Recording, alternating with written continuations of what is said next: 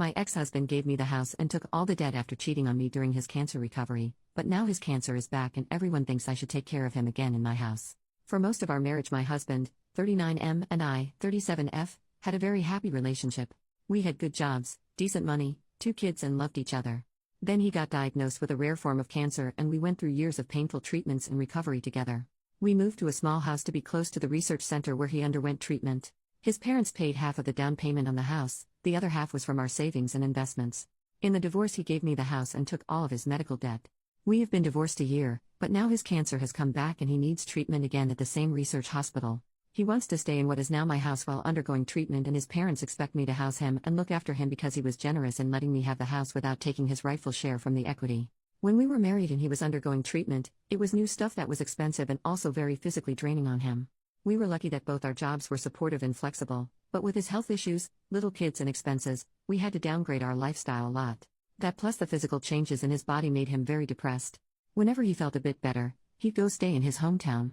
It's a small town where most of his family and a lot of his childhood friends live. I was doing all the caretaking of him, while also dealing with insurance complications. I was also managing the kids, the entire household and my full-time job. We had help from friends and neighbors but it was very hard.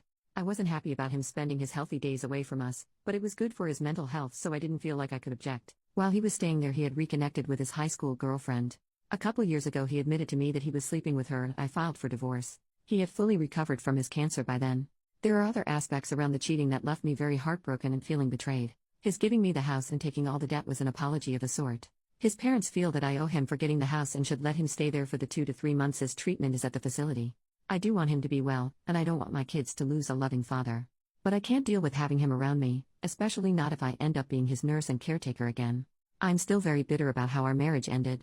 A lot of people close to me are telling me that I should support him for the sake of my kids. So would I be the jerk if I say I can't do that?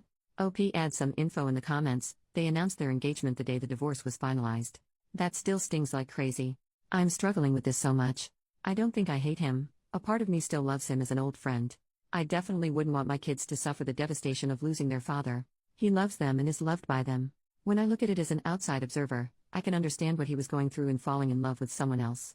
During the worst parts of his illness I was frequently cleaning up after him, his vomiting, his loss of bowel control. I pulled muscles and injured myself helping him move. He found that emasculating.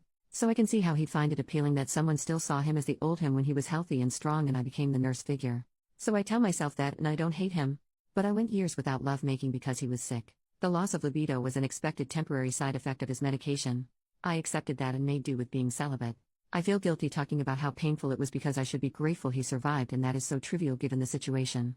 But I would self-pleasure in hiding, didn't even get a toy because I didn't want him feel bad or awful for not being able to do it. And all this time I was making do thinking he wasn't able to, he was sleeping with a whole other person. And that disloyalty still makes me cry. Relevant comment, even without the cheating and whatnot, caretaking is a full-time job and it's very taxing emotionally, mentally, and physically. You're not his wife anymore. You have no obligation to do this.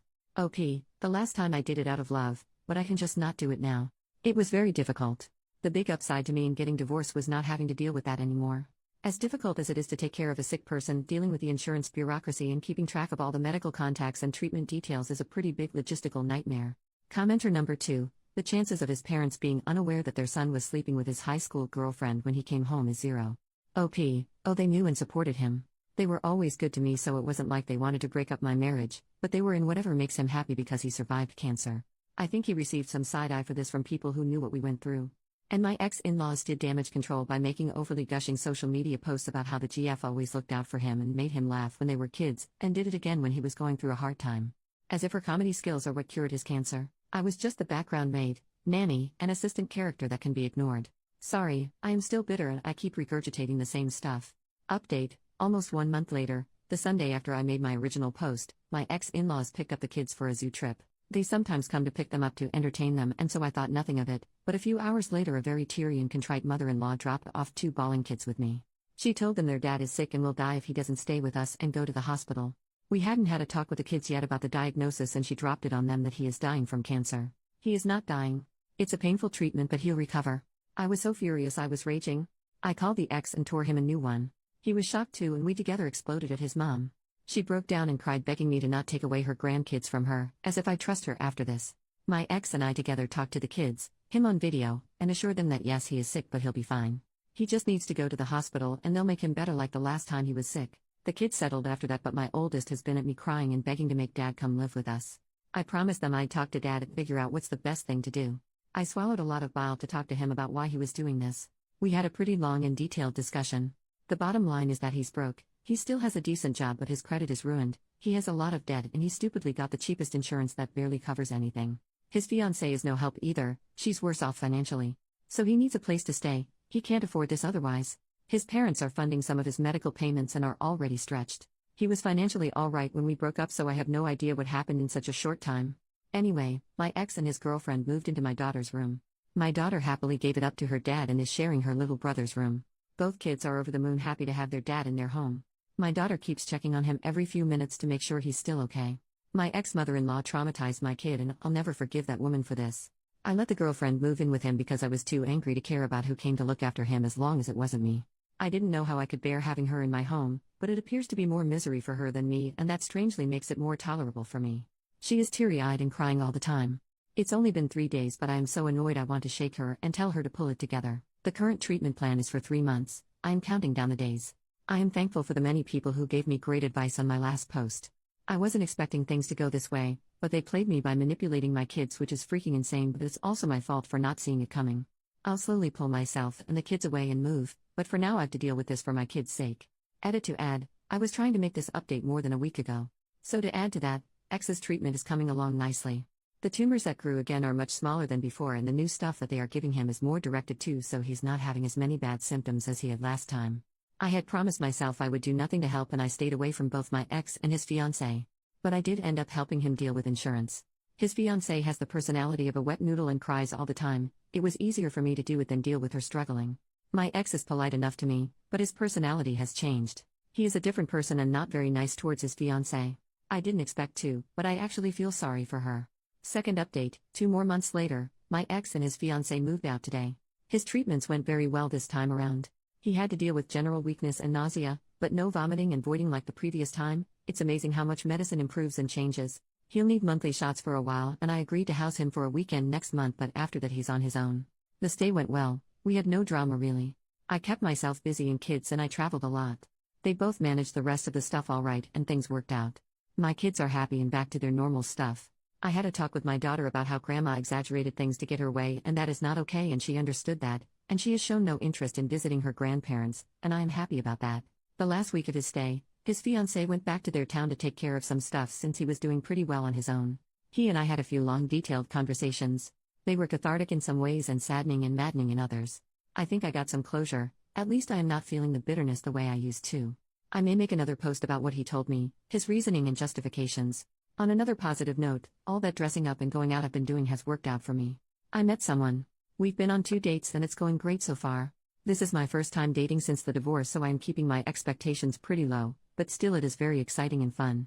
Third update, 11 days later, my conversation with my ex-husband. I tried writing about our conversations, but the process of thinking about it and analyzing it is very depressing. When we had the talk, I felt much better than I do looking back at it now. Then my new date invited me on a trip during the Memorial Day weekend. One of my close neighbor friends encouraged me to go while she watched my kids. I was pretty excited about this vacation, my first adult-only vacation in over a decade. I didn't want my overthinking about my ex to make me depressed during the trip, so I put that on hold. The trip went well and I am pretty optimistic about this new relationship. Sorry to you guys for taking so long with this. But now that I feel happier, I can have a more grounded take on my ex's views. To start with, he was again very apologetic about what he put me through and that I deserved better from him. When he was going through his cancer treatment while we were married, I was extra careful with his feelings and being calm and patient with him. That had become so much of a habit that even when he told me about his affair, I still treated him with kid gloves. I was firm about wanting divorce and refused to consider his insistence on working it out, but I swallowed my anger and didn't go off at him. But this time I got to properly express my hurt and anger at him, and that was very, very cathartic. He took it okay for the most part, but also was stung by it and got defensive. He told me in some detail about how he and his girlfriend got together. She was his high school girlfriend. She came from an abusive background, and in high school he had helped her and did a lot to encourage her to move out of that situation. When he moved away to go to university and she stayed their small town, the long-distance thing dissolved their relationship. He wanted a more big city life, and a few years after college he met me.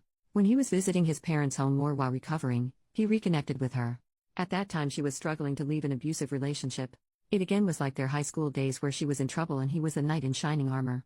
I suppose that can be very attractive to someone who's been facing weakness and their own mortality. When he was home, I was waiting on him hand and foot.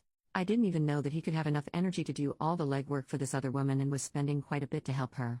That's where his currently being broke comes from. She was in financial trouble, and he solved all her problems. He is quite proud of how much he helped her and doesn't agree with me that he took something away from me in making me work for him while he put his energy away from our family. I don't want to say that I don't support helping someone escape abuse, but I can't help feeling exploited. His response was that he did a favor by spending time in his town because that lessened the burdens on me. It is true that when he went away, life got easier by a lot. I had more time, I could focus more on kids, we could cook anything, eat anything. But if he had that kind of energy, then he could have helped me, you know? But he says that I was always stressed out and upset, my attitude was a drain on him. I resent that because I remember how careful I was around him, how much I made myself pliable to be his nurse. He brought up examples of how once I was so upset I went to the balcony to scream. The time I snapped at the kids and then cried about it. He had stories of how I was pushy and difficult. He wasn't making it up. I have my faults, but I did work hard and tried my best. I didn't realize that my help and support wasn't good enough for him. I didn't make him feel good. I just did the shit work. I think he resents me because he feels he owes me. He likes his girlfriend because she owes him and is dependent on him. Fourth update, 3 months later, I told my ex about my boyfriend and he turned ugly. I introduced my boyfriend to my kids this past weekend.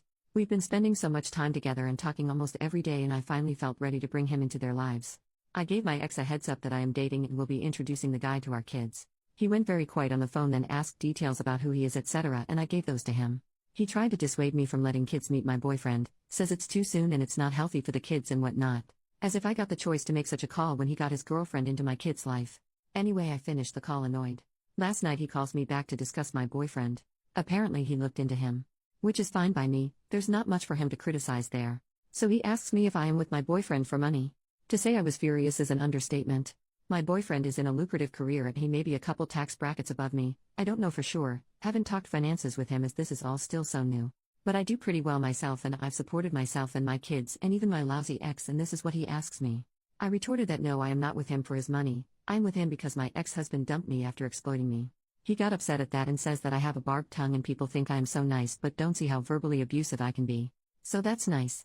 All I've done for him, he has no problem being cruel to me again and again. Fifth update, 5.5 months later, I received a few messages asking for updates, but things have been calm so there are no updates. My current relationship is going well.